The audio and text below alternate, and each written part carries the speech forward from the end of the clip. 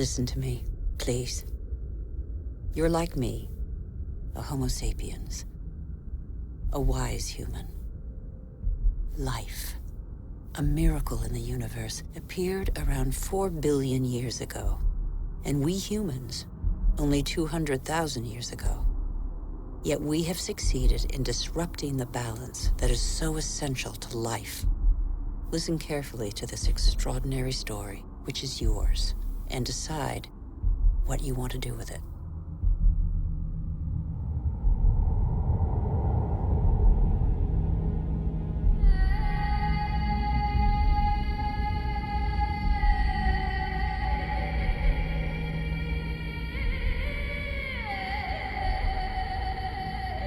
These are traces of our origins. At the beginning, our planet was no more than a chaos of fire. A cloud of agglutinated dust particles, similar to so many similar clusters in the universe. Yet this was where the miracle of life occurred.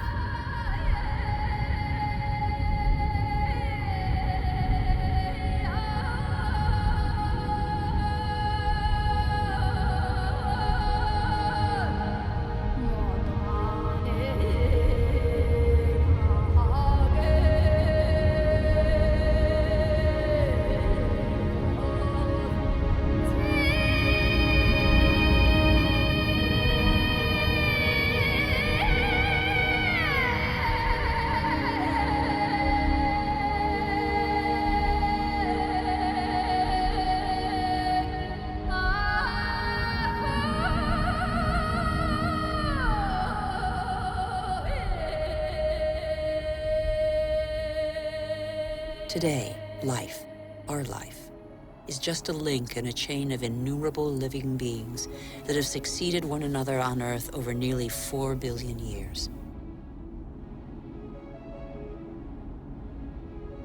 And even today, new volcanoes continue to sculpt our landscapes. They offer a glimpse of what our Earth was like at its birth. Molten rock surging from the depths, solidifying, cracking, blistering or spreading in a thin crust before falling dormant for a time.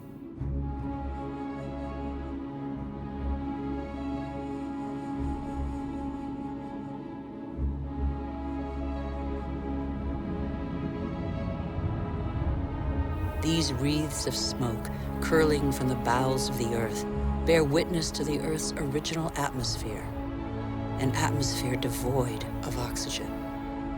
A dense atmosphere, thick with water vapor, full of carbon dioxide. A furnace.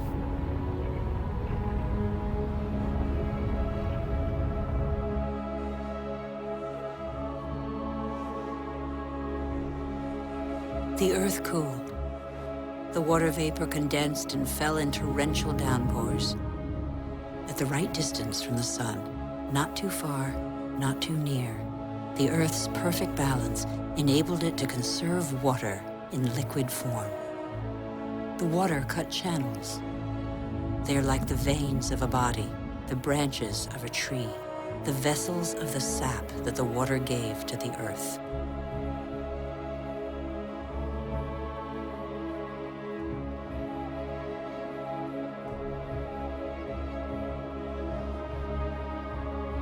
The rivers tore minerals from the rocks and gradually added them to the fresh water of the oceans. And the oceans became heavy with salt.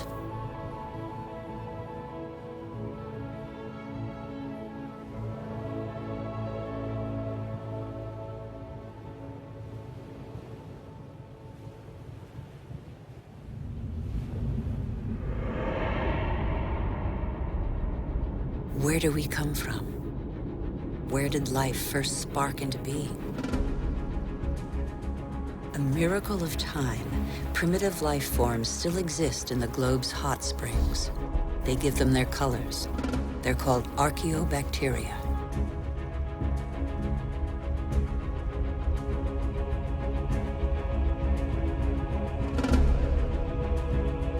They all feed off the Earth's heat, all except the cyanobacteria, or blue-green algae. They alone have the capacity to turn to the sun to capture its energy. They are a vital ancestor of all yesterday's and today's plant species. These tiny bacteria and their billions of descendants changed the destiny of our planet. They transformed its atmosphere.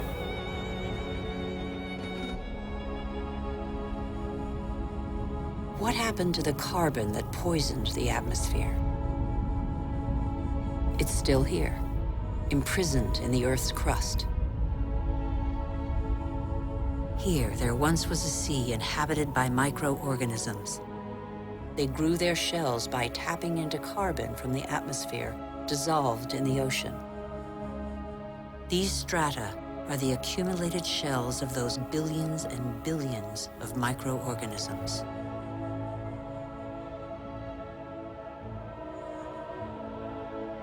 Thanks to them, the carbon drained from the atmosphere and other life forms could develop.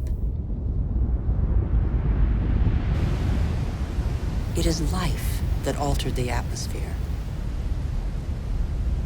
Plant life fed off the sun's energy, which enabled it to break apart the water molecule and take the oxygen.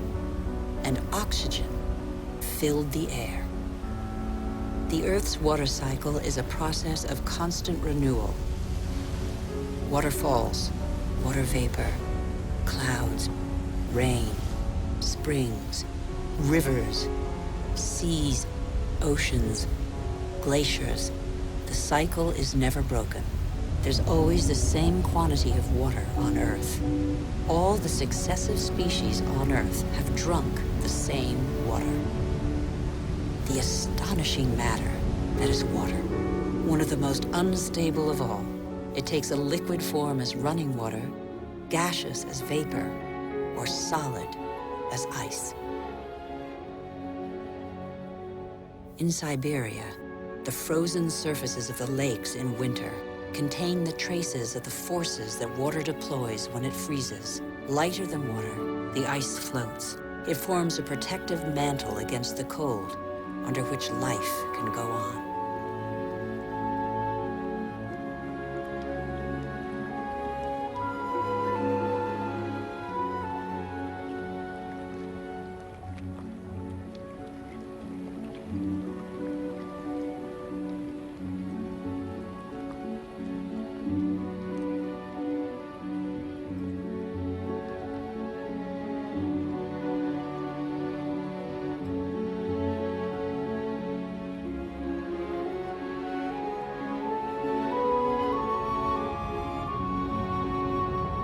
The engine of life is linkage. Everything is linked. Nothing is self-sufficient. Water and air are inseparable, united in life and for our life on Earth. Sharing is everything.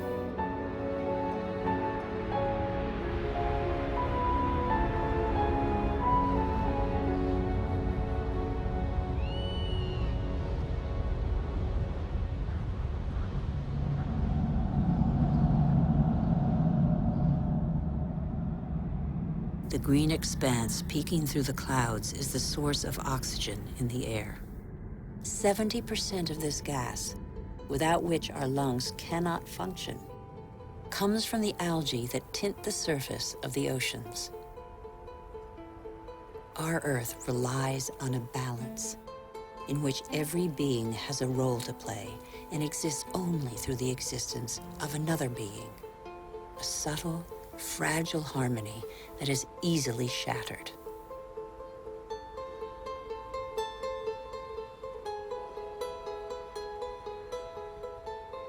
Thus, corals are born from the marriage of algae and shells. Coral reefs cover less than 1% of the ocean floor, but they provide a habitat for thousands of species of fish, mollusks, and algae.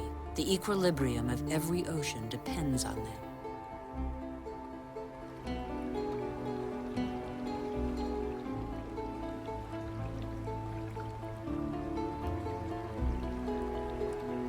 The Earth counts time in billions of years. It took more than 4 billion years for it to make trees. In the chain of species, trees are a pinnacle, a perfect living sculpture.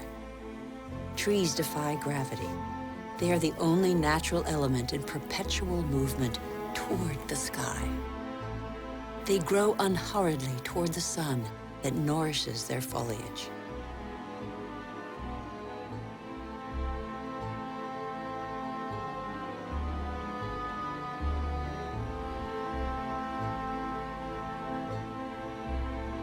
They have inherited from those minuscule cyanobacteria the power to capture light's energy. They store it and feed off it, turning it into wood and leaves, which then decompose into a mixture of water, mineral, vegetable, and living matter. And so, gradually, soils are formed.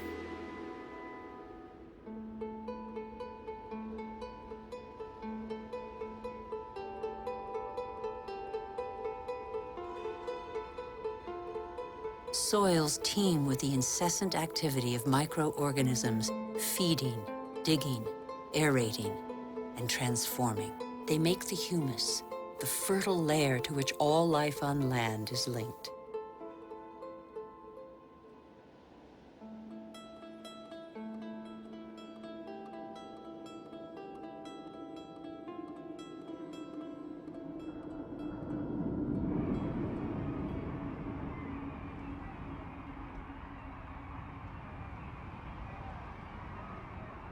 What do we know about life on Earth? How many species are we aware of? 1/10 of them? 100th, perhaps? What do we know about the bonds that link them?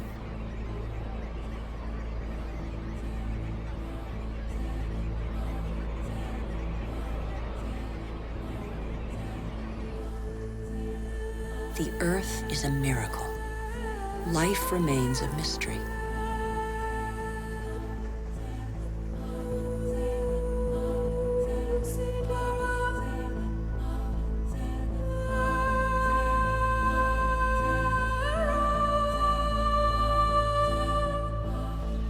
Families of animals form, united by customs and rituals that are handed down through the generations.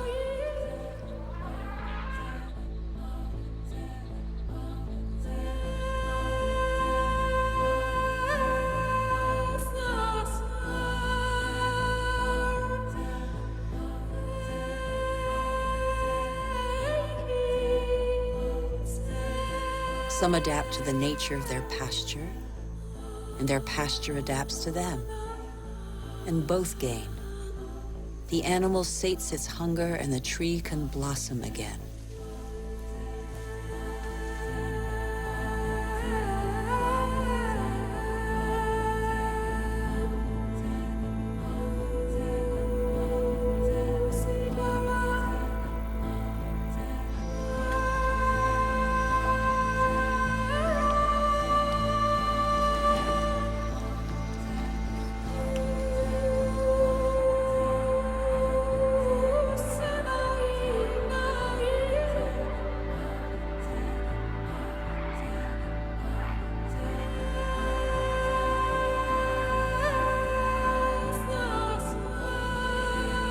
In the great adventure of life on Earth, every species has a role to play. Every species has its place. None is futile or harmful. They all balance out.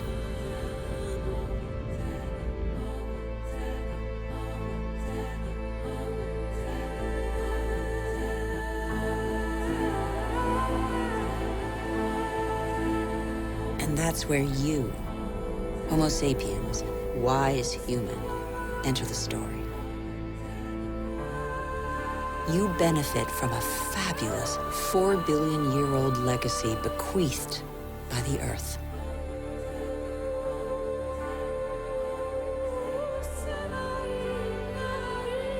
You're only 200,000 years old, but you have changed the face of the world. despite your vulnerability, you have taken possession of every habitat and conquered swaths of territory like no other species before you.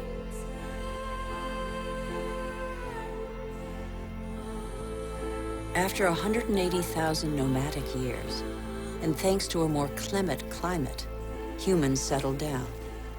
They no longer depended on hunting for survival. They chose to live in wet environments that abounded in fish, game, and wild plants, there where land, water, and life combine.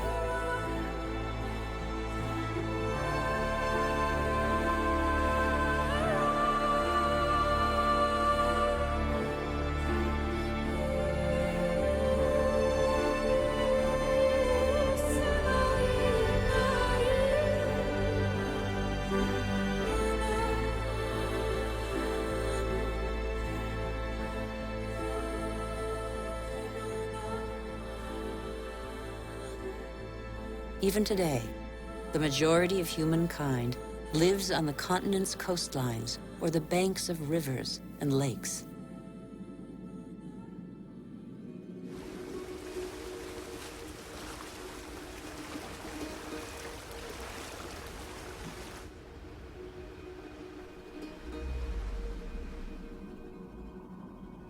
Across the planet, 1 person in 4 lives as humankind did 6,000 years ago. Their only energy, that which nature provides, season after season. It's the way of life of 1.5 billion people, more than the combined population of all the wealthy nations.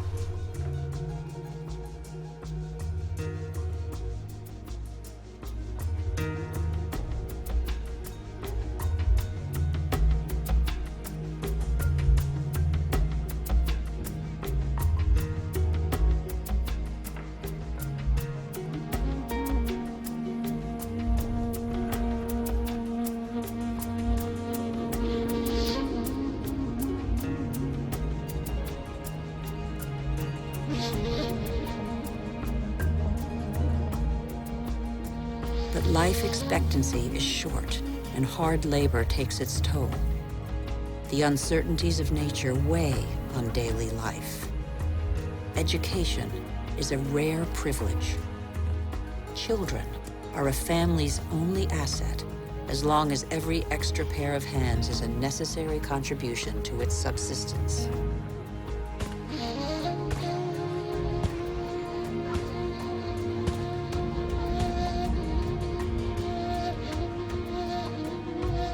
Humanity's genius is to have always had a sense of its weakness. The physical energy and strength with which nature insufficiently endowed humans is found in animals that help them to discover new territories.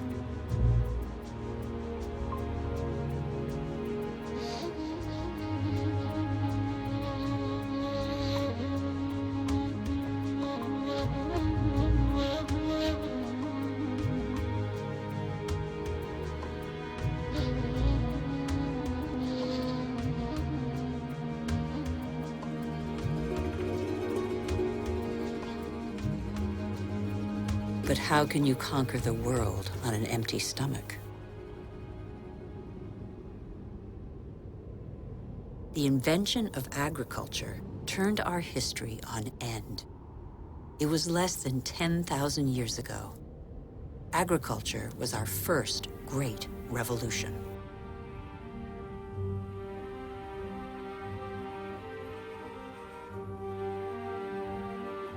It resulted in the first surpluses and gave birth to cities and civilizations.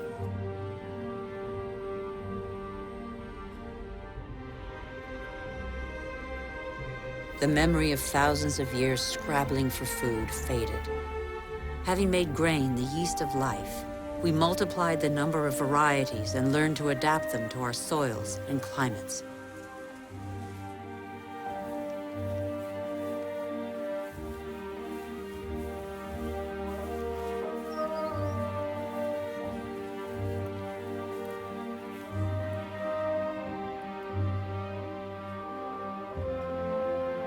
We're like every species on Earth.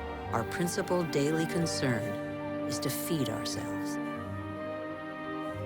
When the soil is less than generous and the water becomes scarce, we are able to deploy prodigious efforts to extract from the land enough to live on.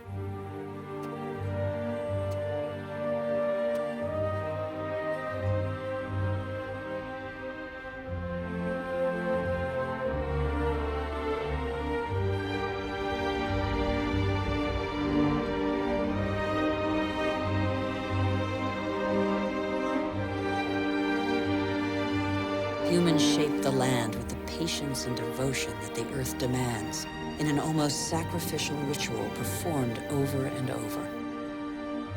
Agriculture is still the world's most widespread occupation. Half of humankind tills the soil, over 3/4 of them by hand.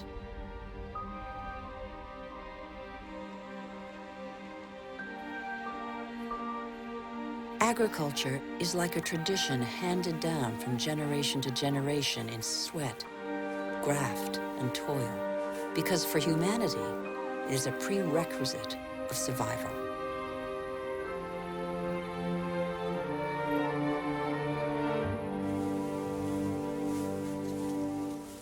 But after relying on muscle power for so long, humankind found a way to tap into the energy buried deep in the earth.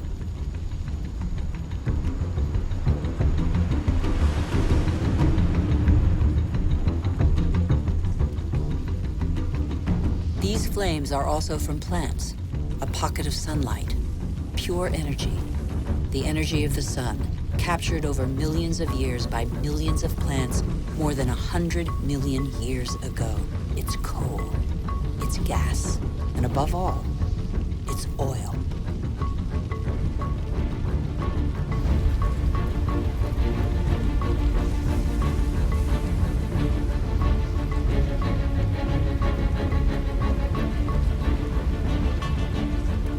And this pocket of sunlight freed humans from their toil on the land. With oil began the era of humans who break free of the shackles of time. With oil, some of us acquired unprecedented comforts. And in 50 years, in a single lifetime, the Earth has been more radically changed than by all previous generations of humanity.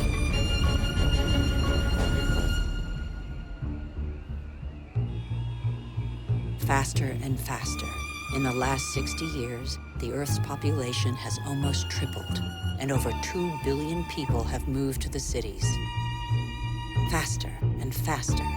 Shenzhen in China, with its hundreds of skyscrapers and millions of inhabitants, was just a small fishing village barely 40 years ago.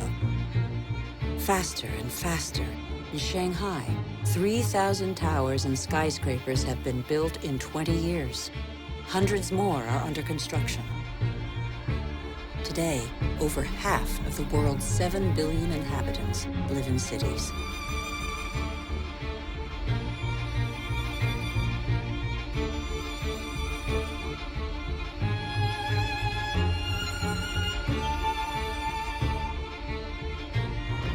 New York, the world's first megalopolis, is the symbol of the exploitation of the energy the Earth supplies to human genius.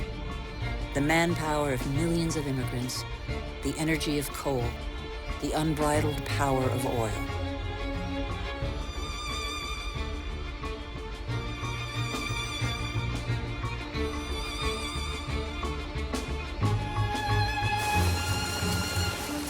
America was the first to harness the phenomenal, revolutionary power of black gold. In the fields, machines replaced men. a liter of oil generates as much energy as 100 pairs of hands in 24 hours. In the United States, only 3 million farmers are left. They produce enough grain to feed 2 billion people. But most of that grain is not used to feed people. Here, and in all other industrialized nations, it's transformed into livestock feed, or biofuels.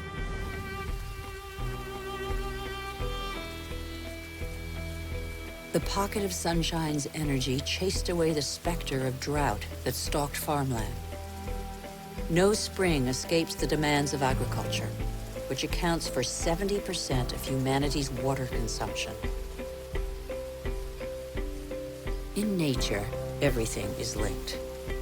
The expansion of cultivated land and single-crop farming encouraged the development of parasites. Pesticides, another gift of the petrochemical revolution, exterminated them. Bad harvests and famine became a distant memory. The biggest headache now was what to do with the surpluses engendered by modern agriculture. But toxic pesticides seeped into the air, soil, plants, animals, rivers, and oceans. They penetrated the heart of cells similar to the mother cell that is shared by all forms of life. Are they harmful to the humans that they released from hunger? These farmers, in their yellow protective suits, probably have a good idea.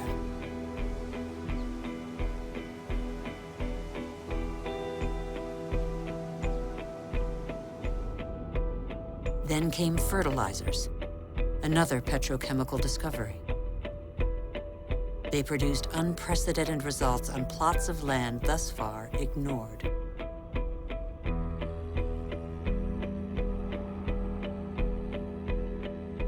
Crops adapted to soils and climates gave way to the most productive varieties and the easiest to transport.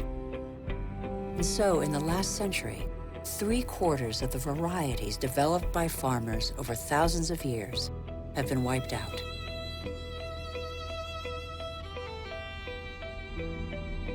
As far as the eye can see, fertilizer below, plastic on top. The greenhouses of Almeria in Spain are Europe's vegetable garden. A city of uniformly sized vegetables waits every day for the hundreds of trucks that will take them to the continent's supermarkets. The more a country develops, the more meat its inhabitants consume. How can growing worldwide demand be satisfied without recourse to concentration camp-style cattle farms? Faster and faster, like the life cycle of livestock which may never see a meadow. Manufacturing meat faster than the animal has become a daily routine. In these vast food lots trampled by millions of cattle, not a blade of grass grows. A fleet of trucks from every corner of the country brings in tons of grain, soy meal, and protein-rich granules that will become tons of meat.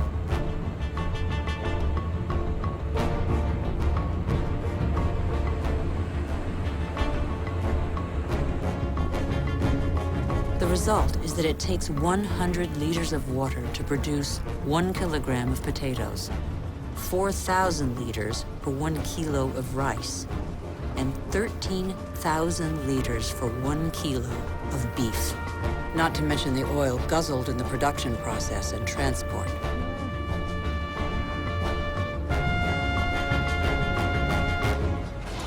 Our agriculture has become oil-powered. It feeds twice as many humans on Earth, but has replaced diversity with standardization. It has offered many of us comforts we could only dream of, but it makes our way of life totally dependent on oil. This is the new measure of time. Our world's clock now beats to the rhythm of these indefatigable machines tapping into the pocket of sunlight. The whole planet is attentive to these metronomes of our hopes and illusions. The same hopes and illusions that proliferate along with our needs, increasingly insatiable desires and profligacy. We know that the end of cheap oil is imminent, but we refuse to believe it. For many of us, the American dream is embodied by a legendary name, Los Angeles. In this city that stretches over 100 kilometers, the number of cars is almost equal to the number of inhabitants. Here, energy puts on a fantastic show every night.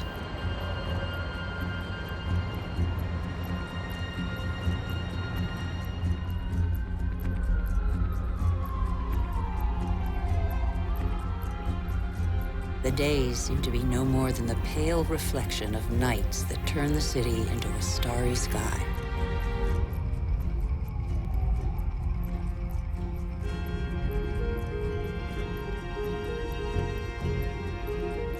Faster and faster. Distances are no longer counted in miles, but in minutes. The automobile shapes new suburbs where every home is a castle, a safe distance from the asphyxiated city centers, and where neat rows of houses huddle around dead-end streets. The model of a lucky few countries has become a universal dream preached by televisions all over the world. Even here in Beijing, it is cloned, copied, and reproduced in these formatted houses that have wiped pagodas off the map.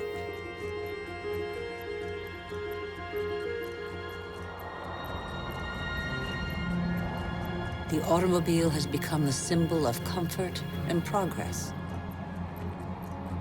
If this model were followed by every society, the planet wouldn't have 900 million vehicles as it does today, but 5 billion.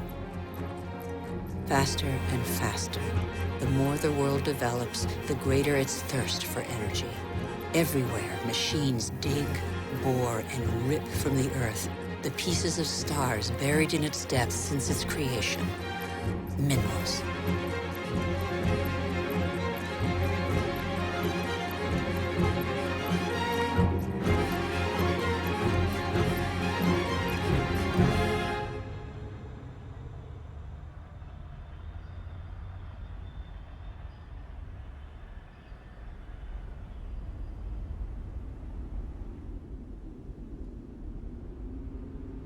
As a privilege of power, 80% of this mineral wealth is consumed by 20% of the world's population. Before the end of this century, excessive mining will have exhausted nearly all the planet's reserves.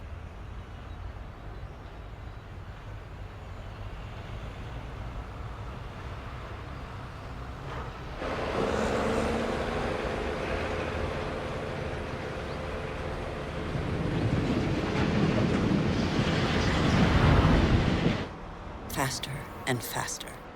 Shipyards churn out oil tankers, container ships and gas tankers to cater for the demands of globalized industrial production. Most consumer goods travel thousands of kilometers from the country of production to the country of consumption. Since 1950, the volume of international trade has increased 20 times over.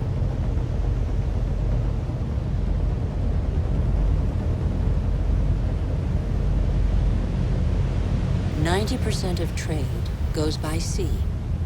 500 million containers are transported every year, headed for the world's major hubs of consumption, such as Dubai. Dubai is a sort of culmination of the Western model, a country where the impossible becomes possible, building artificial islands in the sea, for example. Dubai has few natural resources. But with the money from oil, it can bring millions of tons of material and workers from all over the planet. Dubai has no farmland, but it can import food. Dubai has no water, but it can afford to expend immense amounts of energy to desalinate seawater and build the highest skyscrapers in the world. Dubai has endless sun, but no solar panels. It is the totem to total modernity that never fails to amaze the world.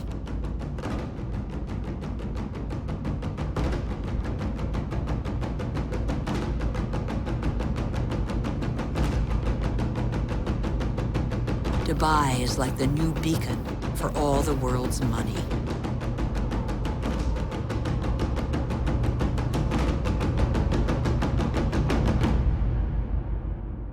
Nothing seems further removed from nature than Dubai, although nothing depends on nature more than Dubai. Dubai is a sort of culmination of the Western model. We haven't understood that we're depleting what nature provides.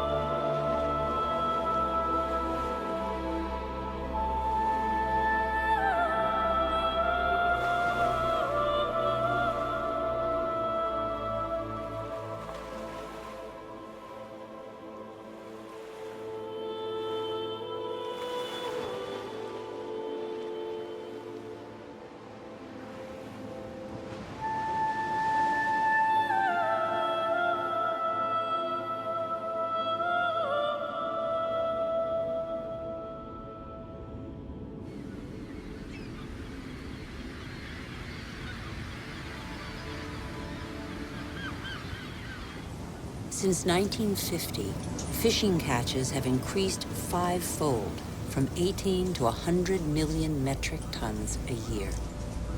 Thousands of factory ships are emptying the oceans.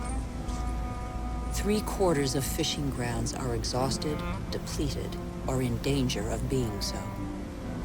Most large fish have been fished out of existence since they have no time to reproduce.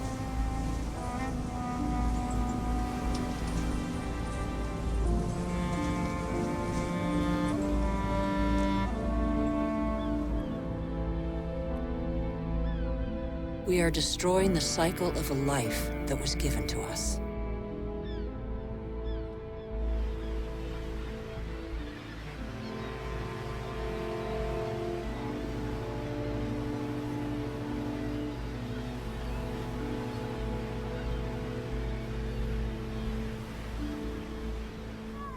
At the current rate, all fish stocks are threatened with exhaustion. Fish is the staple diet of 1 in 5 humans.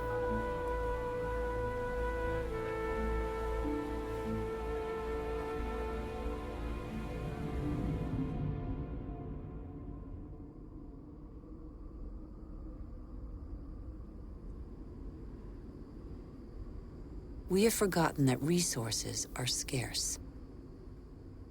500 million humans live in the world's desert lands, more than the combined population of Europe. They know the value of water.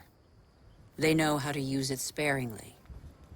Here, they depend on wells replenished by fossil water, which accumulated underground in the days when it rained on these deserts, 25,000 years ago.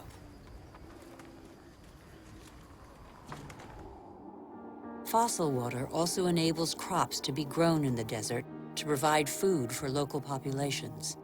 The field's circular shape derives from the pipes that irrigate them around a central pivot. But there is a heavy price to pay. Fossil water is a non-renewable resource.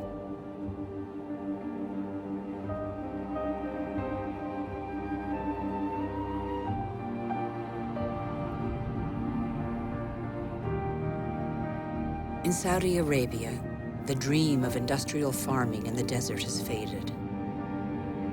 As if on a parchment map, the light spots on this patchwork show abandoned plots. The irrigation equipment is still there, the energy to pump water also. But the fossil water reserves are severely depleted.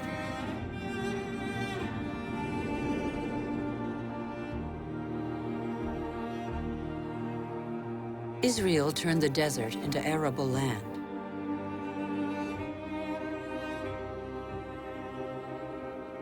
Even though these hothouses are now irrigated drop by drop, water consumption continues to increase along with exports.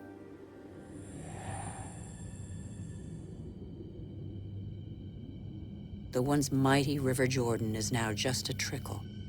Its water has flown to supermarkets all over the world in crates of fruit and vegetables.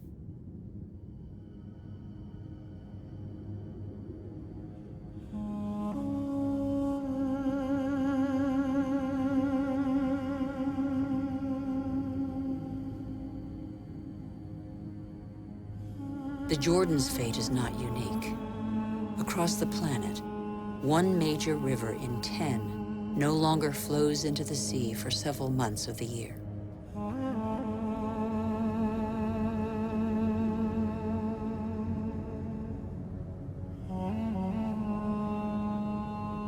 Deprived of the Jordan's water, the level of the Dead Sea goes down by over 1 meter per year.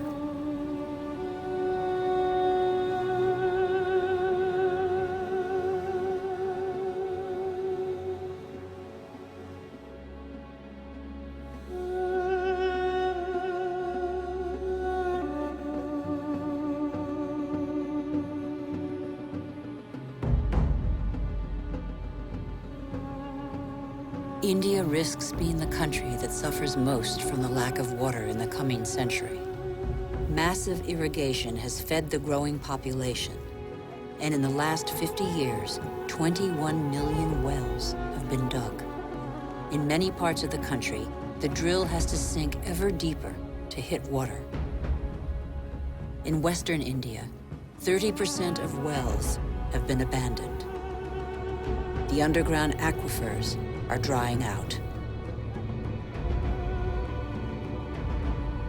Vast reservoirs will catch the monsoon rains to replenish the aquifers. In dry season, women from local villages dig them with their bare hands.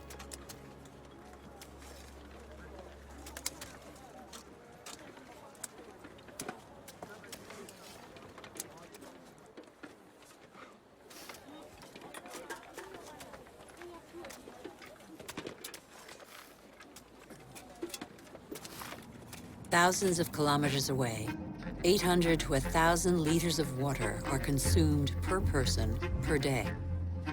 Las Vegas was built out of the desert. Millions of people live there. Thousands more arrive every month. The inhabitants of Las Vegas are among the biggest consumers of water in the world.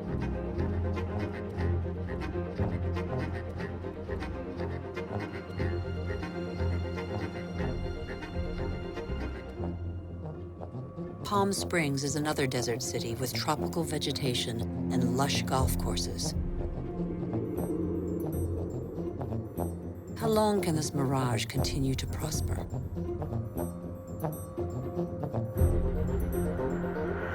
The Earth cannot keep up. The Colorado River, which brings water to these cities, is one of those rivers that no longer reaches the sea. Water levels in the catchment lakes along its course are plummeting.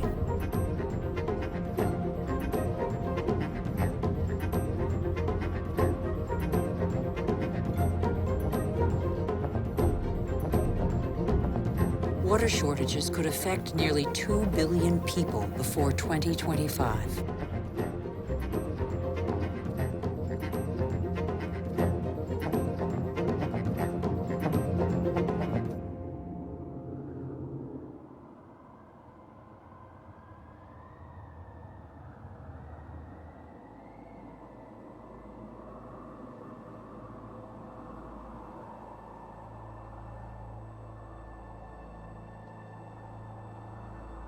The wetlands represent 6% of the surface of the planet.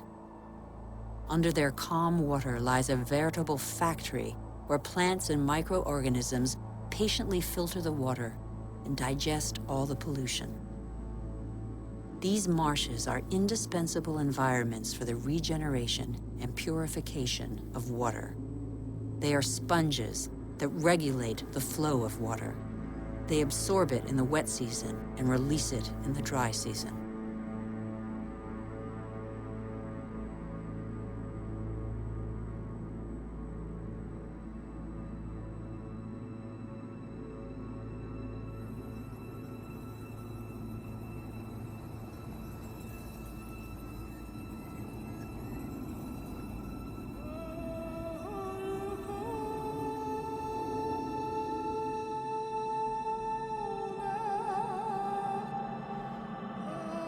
In our race to conquer more land, we have reclaimed them as pasture for our livestock, or as land for agriculture or building. In the last century, half of the world's marshes were drained. We know neither their richness nor their role.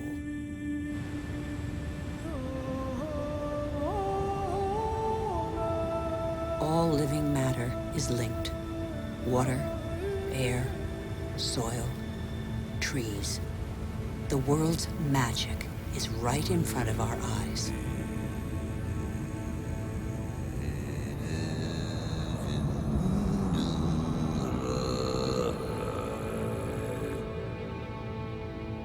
Trees breathe groundwater into the atmosphere as light mist.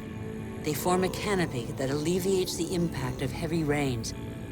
The forests provide the humidity that is necessary for life.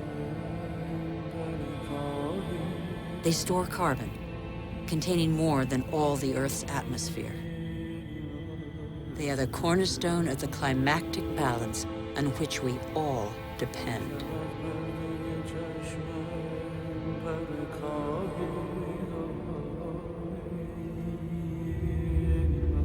The trees of the primary forests provide a habitat for 3/4 of the planet's biodiversity.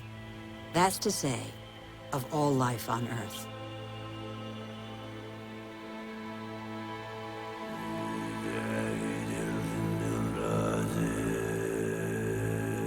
These forests provide the remedies that cure us. The substances secreted by these plants can be recognized by our bodies. Our cells talk the same language. We are of the same family.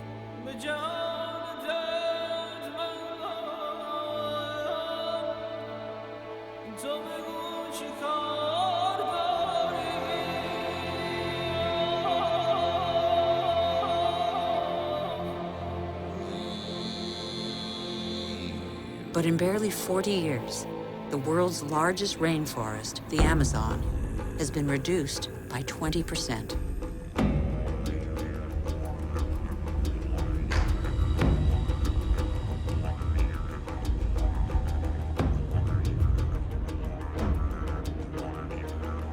The forest gives way to cattle ranches or soybean farms. 95% of these soybeans are used to feed livestock and poultry in Europe and Asia. And so, a forest is turned into meat.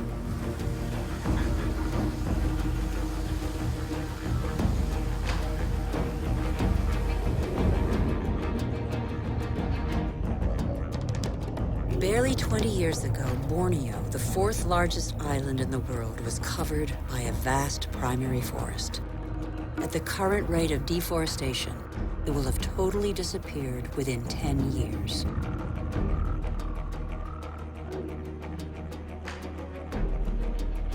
Living matter bonds water, air, earth, and the sun.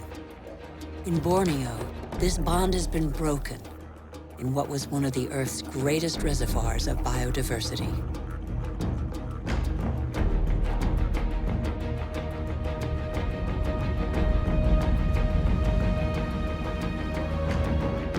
This catastrophe was provoked by the decision to produce palm oil, one of the most productive and consumed oils in the world, on Borneo.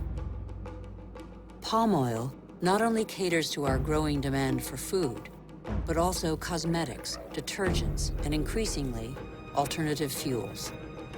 The forest diversity was replaced by a single species, the oil palm. For local people, it provides employment. It is an agricultural industry.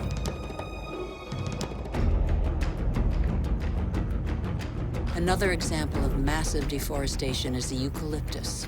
Eucalyptus is used to make paper pulp. Plantations are growing as demand for paper has increased 5-fold in 50 years. One forest does not replace another forest. At the foot of these eucalyptus trees, nothing grows because their leaves form a bed that is toxic for most other plants.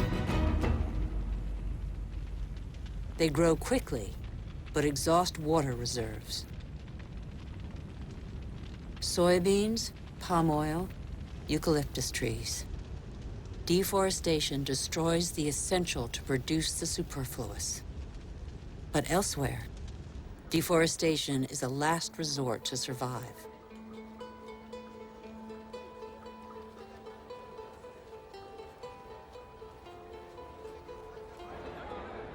Over 2 billion people, almost a third of the world's population, still depend on charcoal. In Haiti, one of the world's poorest countries, charcoal is one of the population's main consumables. Once the pearl of the Caribbean, Haiti can no longer feed its population without foreign aid.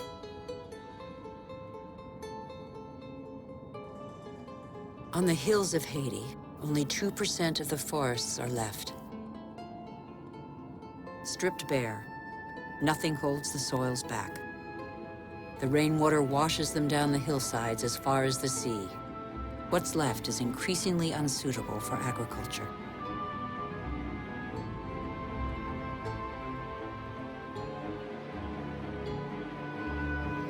In some parts of Madagascar, the erosion is spectacular.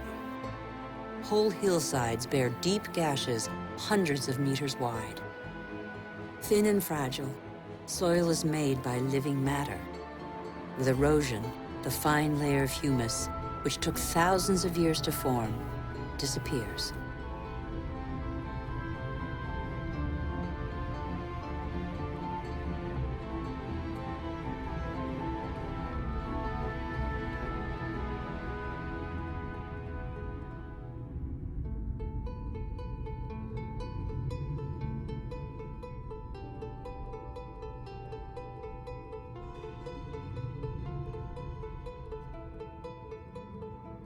Here's one theory of the story of the Rapa Nui, the inhabitants of Easter Island, that could perhaps give us pause for thought.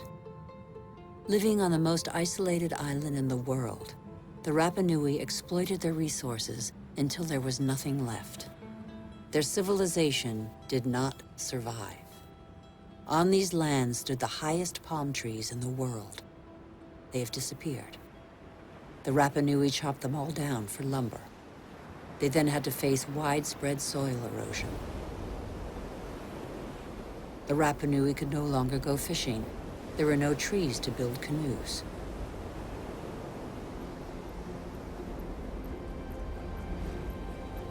And yet the Rapa Nui formed one of the most brilliant civilizations in the Pacific.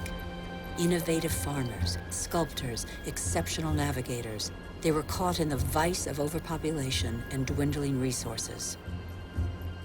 They experienced social unrest, revolts, and famine. Many did not survive the cataclysm.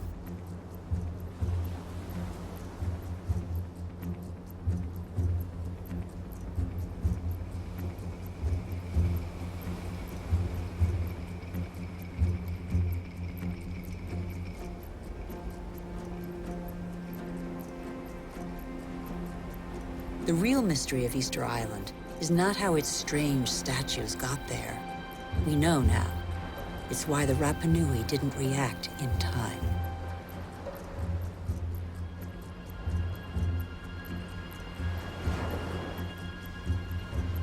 It's only one of a number of theories, but it has particular relevance to us today.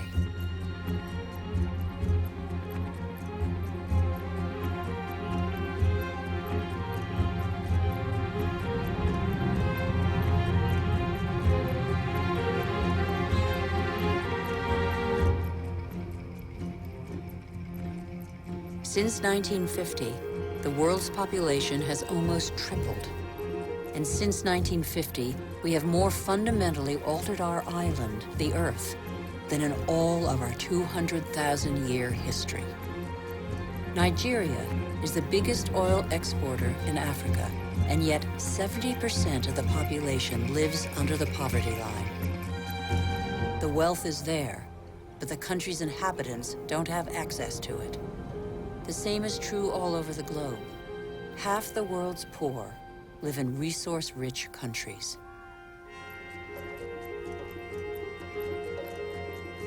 Our mode of development has not fulfilled its promises. in 50 years, the gap between rich and poor has grown wider than ever.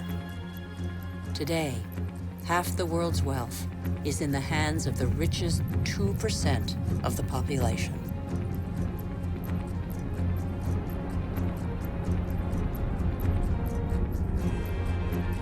Can such disparities be maintained?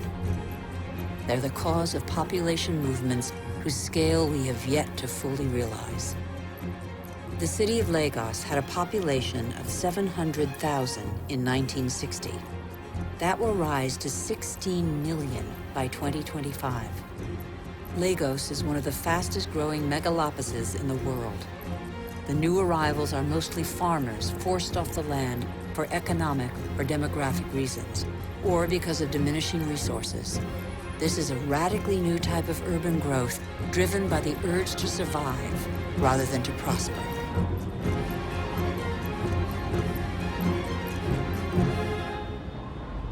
Every week, over 1 million people swell the populations of the world's cities.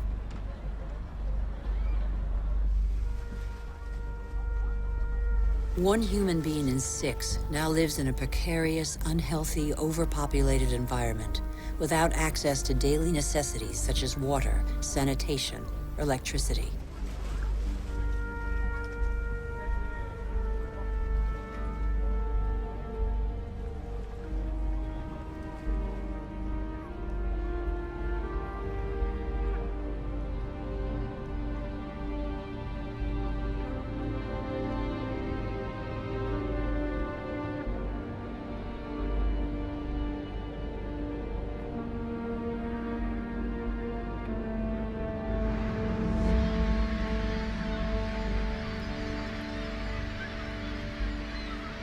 Hunger is spreading once more. It affects nearly 1 billion people.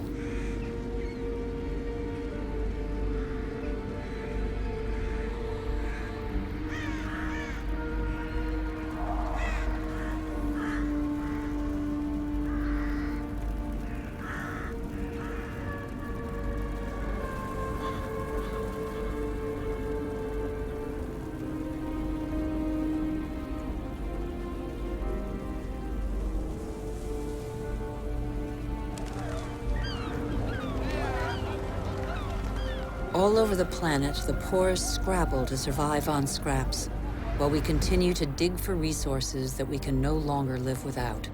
We look farther and farther afield, in previously unspoilt territory, and in regions that are increasingly difficult to exploit.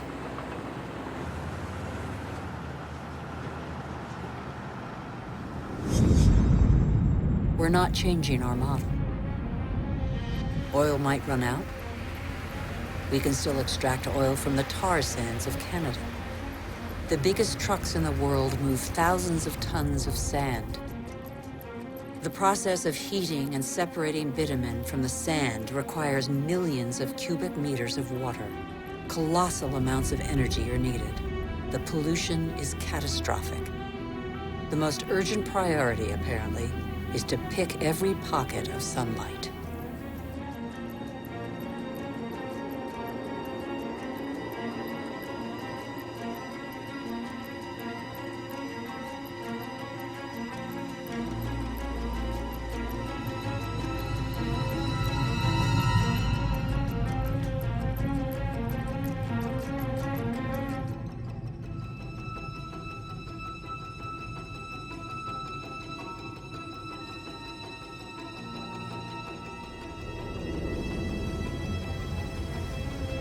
Our oil tankers are getting bigger and bigger. Our energy requirements are constantly increasing. We try to power growth like a bottomless oven that demands more and more fuel.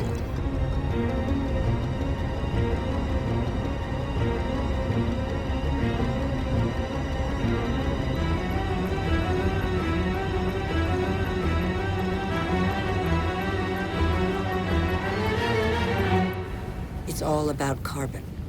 In a few decades, the carbon that made our atmosphere a furnace and that nature captured over millions of years, allowing life to develop, will have largely been pumped back out. The atmosphere is heating up. It would have been inconceivable for a boat to be here just a few years ago. Transport, industry, deforestation, agriculture. Our activities release gigantic quantities of carbon dioxide. Without realizing it, molecule by molecule, we have upset the Earth's climatic balance. All eyes are on the poles, where the effects of global warming are most visible. It's happening fast, very fast. The Northwest Passage that connects America, Europe, and Asia via the pole is opening up. The Arctic ice cap is melting. Under the effect of global warming, the ice cap has lost 40% of its thickness in 40 years. Its surface area in the summer shrinks year by year. It could disappear in the summer months by 2030. Some say 2015.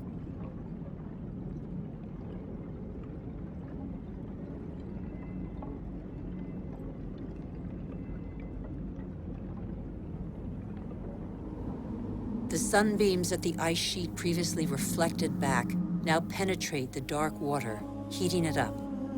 The warming process gathers pace.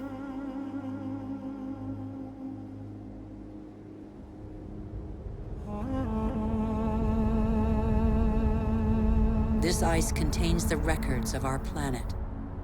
The concentration of carbon dioxide hasn't been so high for several 100,000 years.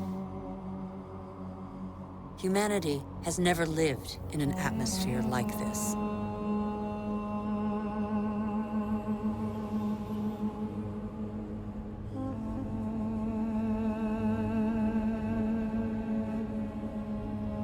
Is excessive exploitation of our resources threatening the lives of every species?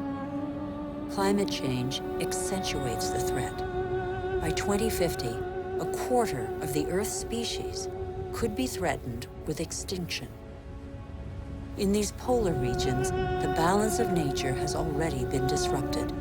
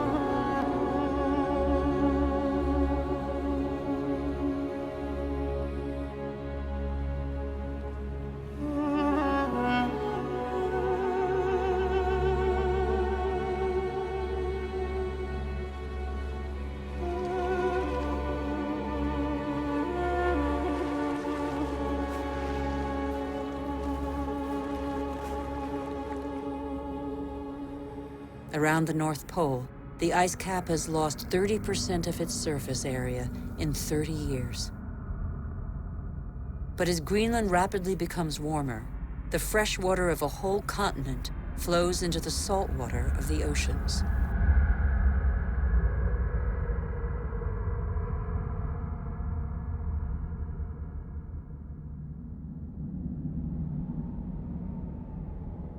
Greenland's ice contains 20% of the fresh water of the whole planet. If it melts, sea levels will rise by nearly 7 meters.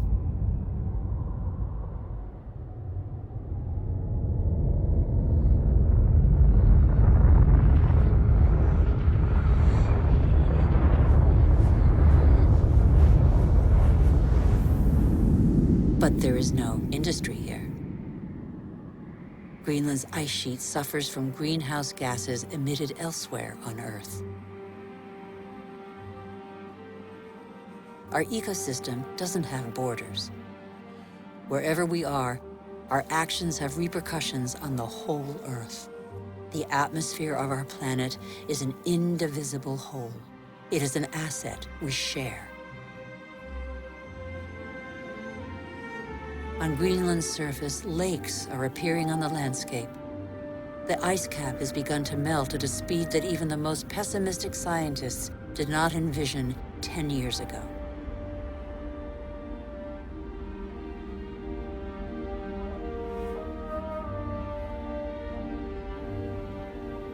More and more of these glacier-fed rivers are merging together and burrowing through the surface. It was thought the water would freeze in the depths of the ice. On the contrary, it flows under the ice, carrying the ice sheet into the sea, where it breaks into icebergs.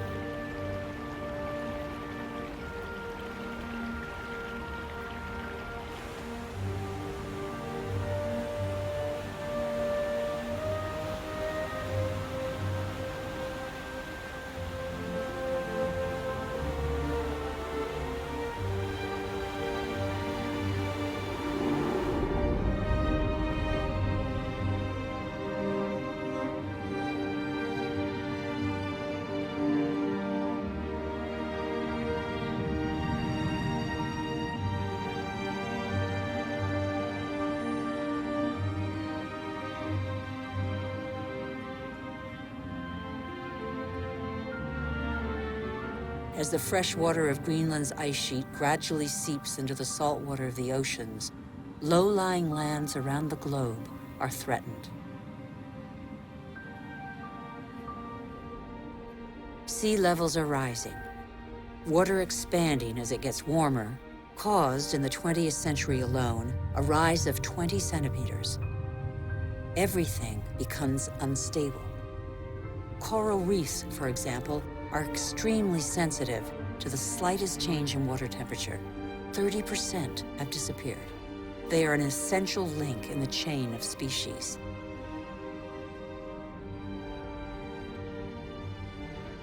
In the atmosphere, the major wind streams are changing direction. Rain cycles are altered. The geography of climates is modified. The inhabitants of the low-lying islands here in the Maldives, for example, are on the front line. They are increasingly concerned. Some are already looking for new, more hospitable lands.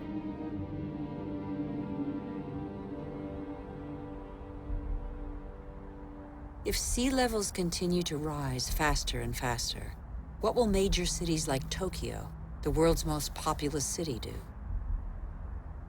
Every year, scientists' predictions become more and more alarming. 70% of the world's population lives on coastal plains. 11 of the 15 biggest cities stand on a coastline or river estuary. As the seas rise, salt will invade the water table, depriving inhabitants of drinking water. Migratory phenomena are inevitable. The only uncertainty concerns their scale.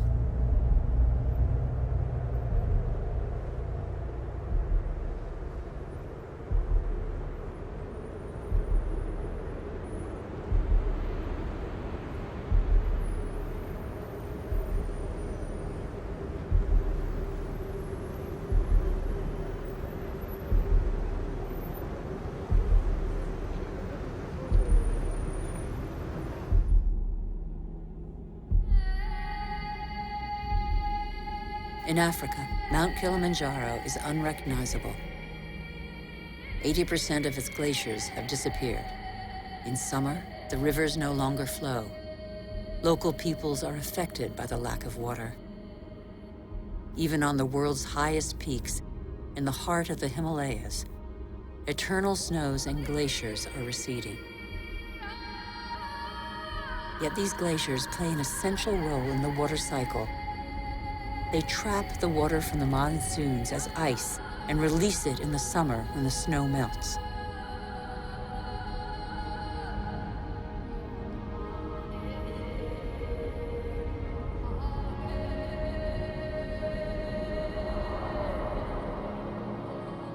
The glaciers of the Himalayas are the source of all the great Asian rivers, the Indus, Ganges, Mekong, Yangtze. 2 billion people depend on them for drinking water and to irrigate their crops, as in Bangladesh. On the delta of the Ganges and Brahmaputra, Bangladesh is directly affected by the phenomena occurring in the Himalayas and at sea level. This is one of the most populous and poorest countries in the world. It is already hit by global warming. The combined impact of increasingly dramatic floods and hurricanes could make a third of its landmass disappear. When populations are subjected to these devastating phenomena, they eventually move away.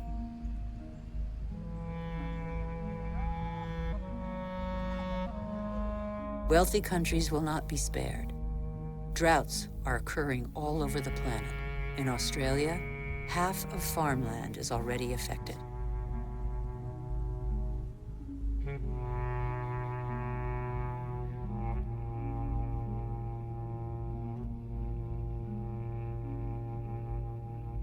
We are in the process of compromising the climactic balance that has allowed us to develop over 12,000 years.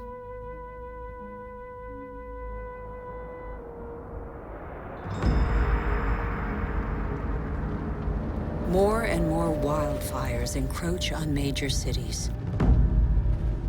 In turn, they exacerbate global warming.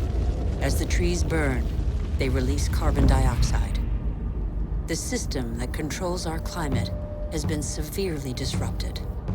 The elements on which it relies have been disrupted.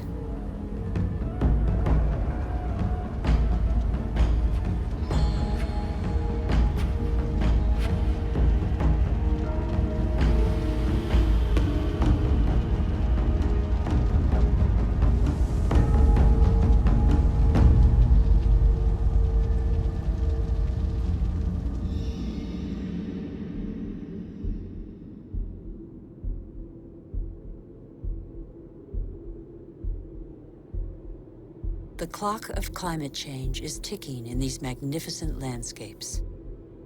Here in Siberia and elsewhere across the globe, it is so cold that the ground is constantly frozen. It's known as permafrost.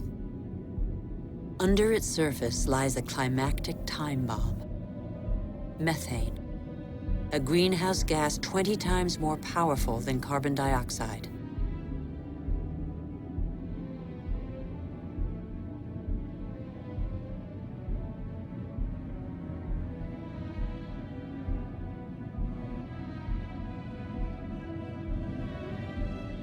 If the permafrost melts, the methane released would cause the greenhouse effect to race out of control with consequences no one can predict.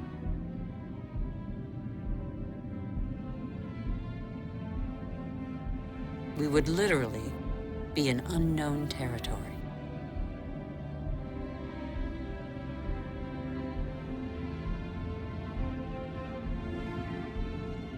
Humanity has no more than 10 years to reverse the trend and avoid crossing into this territory.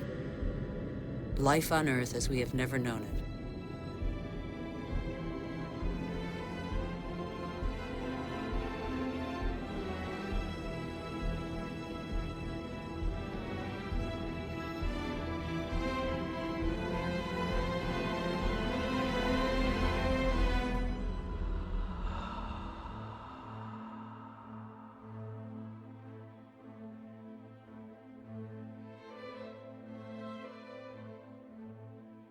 We have created phenomena we cannot control. Since our origins, water, air, and forms of life are intimately linked. But recently, we have broken those links. Let's face the facts. We must believe what we know. All that we have just seen is a reflection of human behavior. We have shaped the Earth in our image. We have very little time to change. How can this century carry the burden of 9 billion human beings if we refuse to be called to account for everything we alone have done.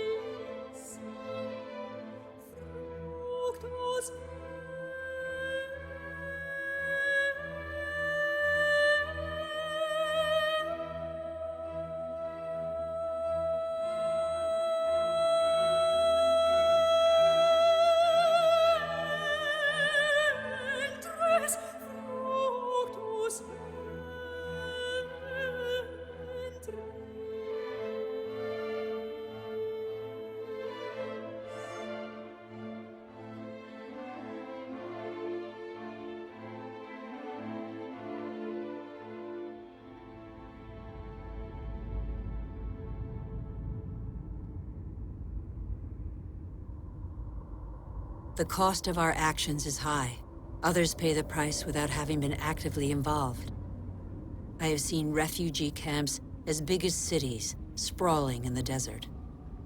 How many men, women, and children will be left by the wayside tomorrow? Must we always build walls to break the chain of human solidarity, separate peoples, and protect the happiness of some from the misery of others? It's too late to be a pessimist. I know that a single human can knock down every wall. It's too late to be a pessimist. Worldwide, 4 children out of 5 attend school. Never has learning been given to so many human beings. Everyone, from richest to poorest, can make a contribution. Lesotho, one of the world's poorest countries, is proportionally the one that invests most in its people's education. Qatar, one of the world's richest states, has opened its doors to the best universities. Culture, education, research, and innovation are inexhaustible resources. In the face of misery and suffering, millions of NGOs prove that solidarity between peoples is stronger than the selfishness of nations. In Bangladesh, a man thought the unthinkable and founded a bank that lends only to the poor. In 30 years, it has changed the lives of 150 million people. Antarctica is a continent with immense natural resources that no country can claim for itself, a natural reserve devoted to peace and science. A treaty signed by 49 states has made it a treasure shared by all humanity. It's too late to be a pessimist. Governments have acted to protect nearly 2% of the world's territorial waters. It's not much, but it's 2 times more than 10 years ago. The first natural parks were created just over a century ago. They cover over 13% of the continents. They create spaces where human activity is in step with the preservation of species, soils, and landscapes. This harmony between humans and nature can become the rule, no longer the exception. In the United States, New York has realized that nature does for us. These forests and lakes supply all the drinking water the city needs. In South Korea, the forests have been devastated by war. Thanks to a national reforestation program, they once more cover 65% of the country. More than 75% of paper is recycled. Costa Rica has made a choice between military spending and the conservation of its lands. The country no longer has an army. It prefers to devote its resources to education, ecotourism, and the protection of its primary forest. Gabon is one of the world's leading producers of wood. It enforces selective logging, not more than 1 tree every hectare. Its forests are one of the country's most important economic resources, but they have the time to regenerate. Programs exist that guarantee sustainable forest management. They must become mandatory. For consumers and producers, justice is an opportunity to be seized. When trade is fair, when both buyer and seller benefit, everybody can prosper and earn a decent living. How can there be justice and equity between people whose only tools are their hands and those who harvest their crops with a machine and state subsidies? Let's be responsible consumers. Think about what we buy.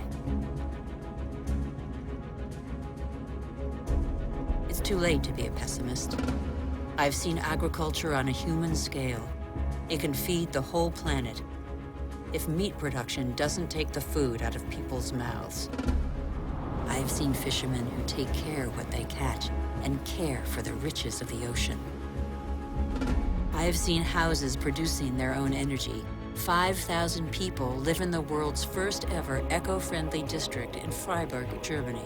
Other cities partner the project. Mumbai is the 1,000th to join them.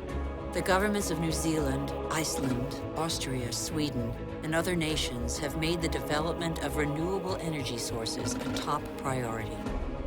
I know that 80% of the energy we consume comes from fossil energy sources. Every week, 2 new coal-fired generating plants are built in China alone.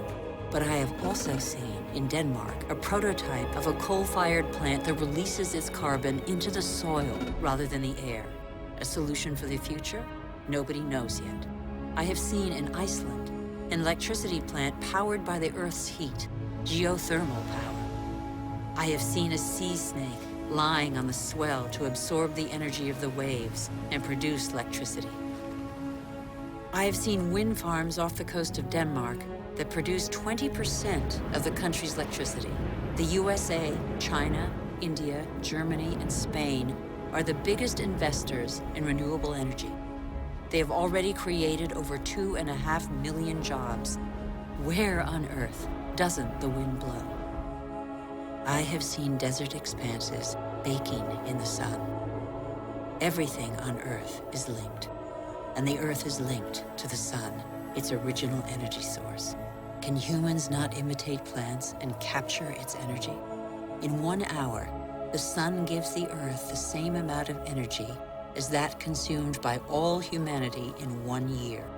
As long as the Earth exists, the sun's energy will be inexhaustible.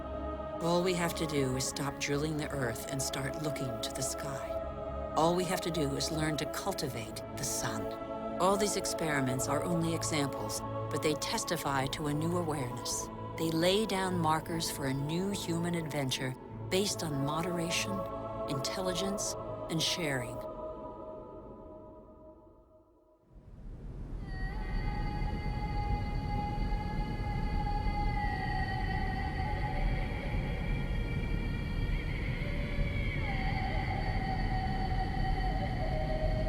It's time to come together.